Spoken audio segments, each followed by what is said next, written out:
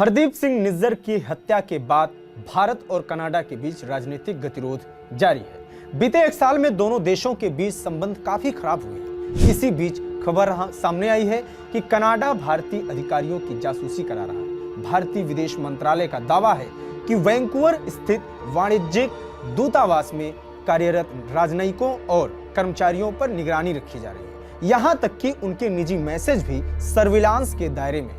Canada में कार्यरत भारतीय अधिकारियों ने खुद विदेश मंत्रालय तक ये जानकारी पहुंचाई है। दरअसल विदेश राज्य मंत्री कीर्तिवर्धन सिंह से राज्यसभा में एक सवाल पूछा गया था। सवाल ये कि क्या कनाडाई सरकार भारतीय राजनयिकों पर साइबर सर्विलांस या अन्य किसी तरह की निगरानी तो नहीं कर रहा है। इसके जवाब में कीर्तिवर्धन सिंह ने सदन को बताया कि भारत सरकार ने 2 नवंबर को एक नोट भेजकर ट्रूडो सरकार से इस मामले की शिकायत की थी और इसे राजनयिक प्रावधानों का उल्लंघन बताया था। कीर्तिवर्धन सिंह ने विदेश मंत्रालय के प्रवक्ता रणधीर जायसवाल के बयान का भी हवाला दिया, जिसमें यह कहा गया था कि तकनीकी तथ्यों का हवाला देकर कनाडाई सरकार इस तरह की गतिविधि को सही नहीं ठहरा सकती। कीर्तिवर्धन सिंह का यह भी कहना है कि कनाडा के साथ भारत के संबंध मुश्किल भरे रहे हैं और आगे भी बने रहेंगे।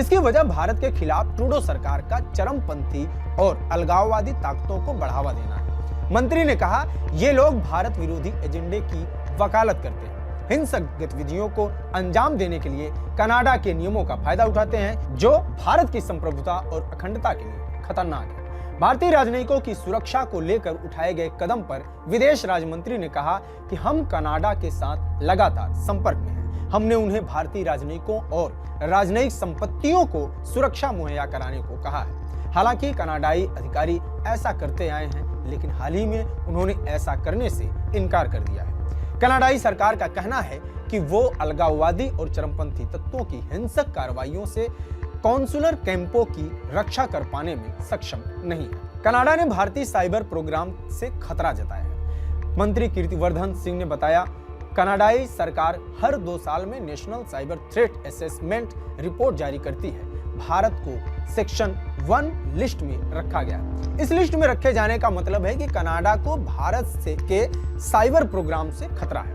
कनाडा ने 30 अक्टूबर को इसकी लिस्ट जारी की थी। इसमें भारत को चीन, रूस, ईरान, उत्तर कोरिया के बाद 5वें नंबर पर रखा गया था। आइए अब समझते हैं भारत और कनाडा के बीच राजनयिक संबंध क्यों खराब हुए। 18 जून 2023 को ब्रिटिश कोलंबिया प्रांत के सरे शहर में खालिस्तानी आतंकी हरदीप सिंह निज्जर की हत्या कर दी गई थी। गुरुद्वारे की पार्किंग में हमलावरों ने निज्जर पर ताबड़तोड़ गोलियां बरसाई थी, जिसमें निज्जर मारा गया। जून 2023 में कनाडाई पीएम जस्टिन ट्रूडो ने संसद में एक बयान दिया, जिसमें यह कहा गया कि निज्जर की हत्या के लिए भारतीय एजेंट्स जिम्मेदार हैं। भारत ने कनाडा के आरोपों को बेतुका और राजनीति से प्रेरित बताया था। इसके बावजूद कनाडा बार बार ये मुद्दा उठाता रहा है, लेकिन उसने कभी भी निज्जर की हत्या से जुड़े सबूत पेश नहीं किए। 18 सितंबर 2023 को कनाडा ने भारत के एक सीनियर डिप्लोमेट को देश छोड़ने को कहा, जिसके जवाब में भारत ने भी 19 सितंबर को कनाडा के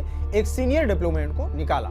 21 सितंबर को भारत ने कनाडा के लोगों के लिए वीजा सर्विस सस्पेंड कर दी। 13 अक्टूबर 2024 को कनाडा ने भारत को एक चिट्ठी भेजी, जिसमें हाई कमिश्नर संजय वर्मा और अन्य डिप्लोमेट को संदिग्ध बताया। 14 अक्टूबर 2024 को भारत ने हाई कमिश्नर और अन्य डिप्लोमेट्स को वापस बुलाने का फैसला किया। हालांकि इस बीच नई दिल्ली में G20 समिट हुआ। इसमें कनाडाई पीएम ट्रूडो भी शामिल हुए, लेकिन भारत ने निज्जर मामले में बात करने से पहले ही मना कर दिया। इसके बाद भी कई अंतर्राष्ट्रीय मंचों पर दोनों देशों का शीर्ष नेतृत्व आमने सामने हुआ।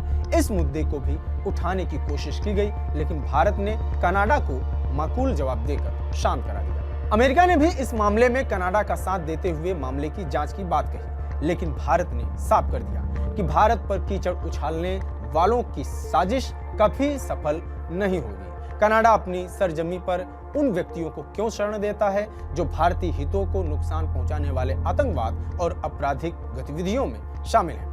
दुनिया के किसी भी देश के मुकाबले कनाडा में भारतीय मूल के लोगों की सबसे बड़ी आबादी रहती है। भारत से कनाडा माइग्रेट करने वाले एनआरआई की संख्या 18 लाख है, यानी कनाडा की 4.7% भारतीय मूल के लोगों की है।